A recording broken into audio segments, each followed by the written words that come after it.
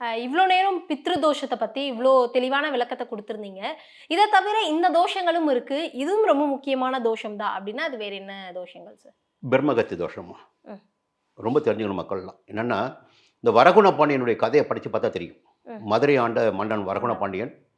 இப்போ ஒவ்வொரு தோஷமும் எப்படி உருவாகுது? நான் எந்த பாவம் பண்ணல, எந்த பாவம் பண்ணல சொல்வதே முதல்ல தப்பு. புரியுங்களா? இப்போ நீங்க பாவம் பண்ணல. பிறப்பதற்கு முன்னாள், முற்பிறவியில் நீங்க ஏதாவது ஒண்ணு செய்திருக்கணும். அந்த நீங்க செய்த வினை இருக்கு பாருங்க, அதுதான் உங்க ஜாதகத்துல இப்போ தோஷமா வருது. அப்போ பிரம்மகத்தி தோஷம்னு ஒரு தோஷம் இருக்கு. ம். இந்த பிரம்மகத்தி தோஷம் ஒரு ஜாதகருக்கு இருந்து விட்டால், அந்த ஜாதகருடைய முன்னேற்றத்தில் ஒரு வேலை செஞ்சுட்டே இருப்பாங்க, ப்ரமோஷன் கிடைக்கணும், ப்ரமோஷன் கிடைக்காது. ம். வேலைக்கு முயற்சி பண்ணிகிட்டே இருப்பாங்க, எதிர்பார்த்த வேலை கிடைக்காது. அப்போது தடைகளை உண்டாக்குவது பிரம்மகத்தி தோஷம். பிரம்மகத்தி தோஷம்.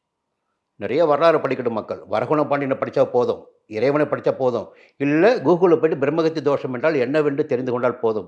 வெளிப்படையாக ம். ஆதன் ஆன்மீக நேயர்களுக்கு வெளிப்படையாக தெளிவாக அடுத்தடுத்த தலைமுறைக்கு பயன் தரக்கூடியதாக இந்த பலன் இருக்கு. எப்படின்னா, சரி இந்த பிரம்மகத்தி தோஷம் எந்த கிரகத்தை வைத்து கண்டறிவது? ம். தெரிஞ்சுக்கணும் இல்லையா? கண்டிப்பா. அப்போ எப்படி சொல்ல முடியுமா நம்ம? அப்போது ஞானம் காரகனான குரு, ஆயுள் காரகனான கர்மக்காரன சனி, ம்.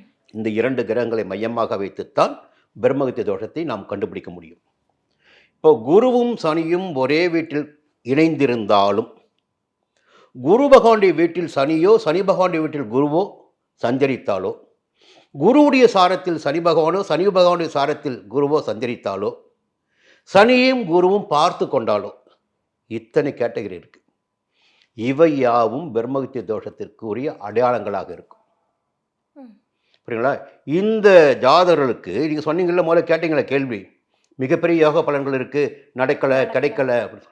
இந்த ஜாதகர்களுக்கு எத்தனை யோக பலன்களை ஜாதகம் காட்டினாலும் அது தடை ஏற்படும். ம். சரி, என்ன இது பரிகாரம்? அது சொல்லி ஆகணும்ல. வழிபட்டு சொல்லிட்ட போதுமா? நமக்கு மிச்சம் வச்சுடுவோம், அவங்களுக்கு நமக்கு எதுவும் கொடுக்கணும்னு அவசியம் இல்லை. அப்போது திருவிடை மருதூர் தமிழகத்தில் இருக்கின்ற பிரம்மகத்தி தோஷ ஆலயத்திற்கு ஒரே சிறந்த ஸ்தலம் திருவிடை மருதூர் மகாலிங்கேஸ்வரர் ஆலயம்.